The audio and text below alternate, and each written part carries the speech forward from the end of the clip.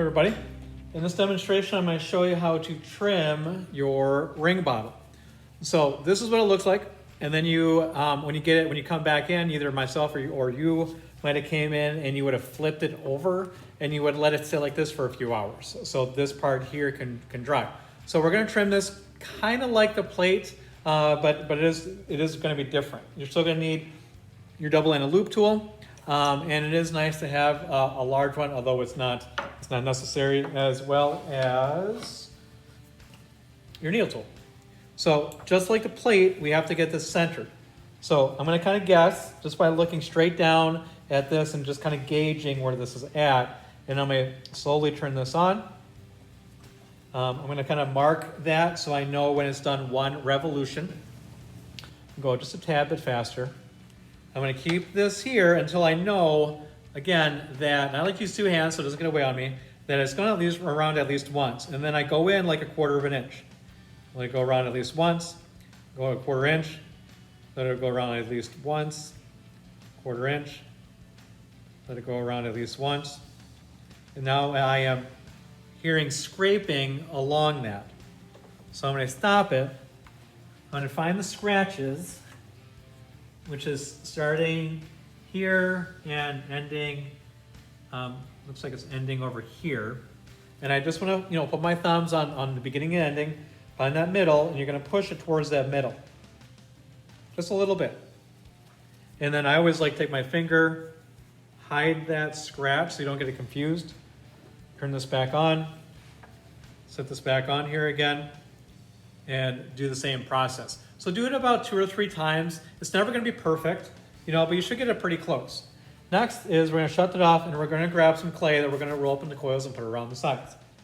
Just grab this out of the clay bin. I'm going to kind of hand roll the coil here. And just like the plate, you don't want them huge because you have to carve around it. Grab this, set this along here, press down so it doesn't shift on you. And then again, you press in and then down. You press in and then down. So in, then down, all the way across. And turn it on slightly. And again, I like doing it in a tripod. So I have a coil there, coil here.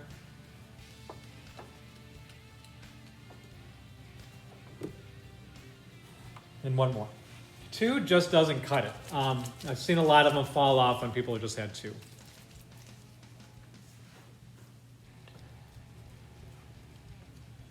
Okay, now the advantage you have with the plate is you get an idea on how thick it was. On this one, you just don't.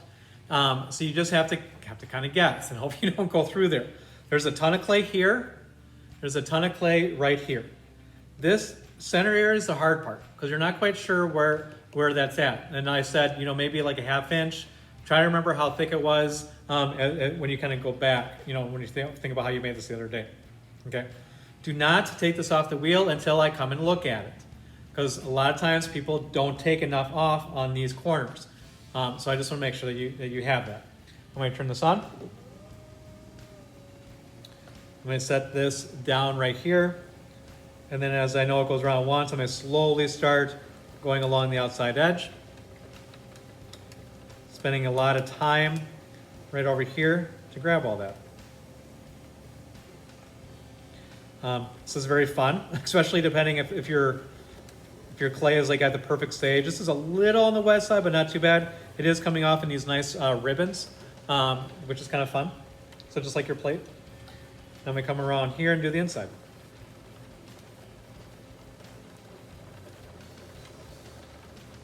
Now I'm gonna continue doing this back and forth on here, really focusing in on getting this curve.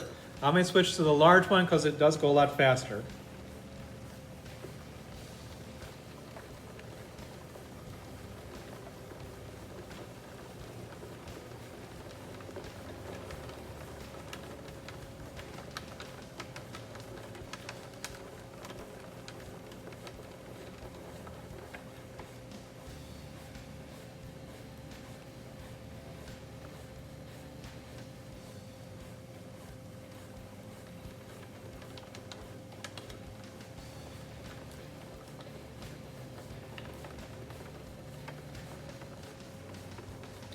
Okay, now I went over this enough times.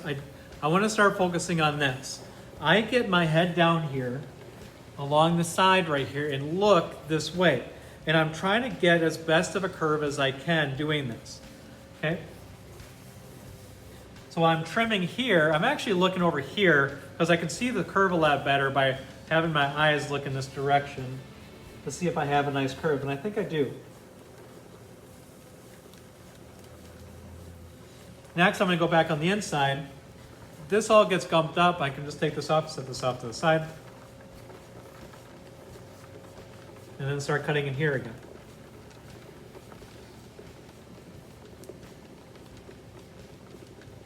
Creating that curve shape. Okay. Shut this off. Careful not to step on a bunch of clay. If you got it all over the place, it just drags it all over. Anything that lands on the floor, please throw it away. I'd rather not have things just kind of dust and dirt and rocks and stuff in our clay. Okay. At this point, I feel like you're done. You call me over so I can double check it. Again, a lot of times I have people recut this area on this side or this side because they just didn't go in enough. If I came over to this one, feeling it, I'll say, yep, it looks like right in here you could use a little bit more. So let me turn this back on again. Good. I'm going to peel these off.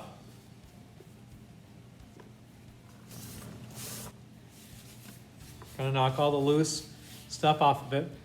Look down the side, and again, you're looking to see if it's nice and curved. So the part you're looking at right now is right here.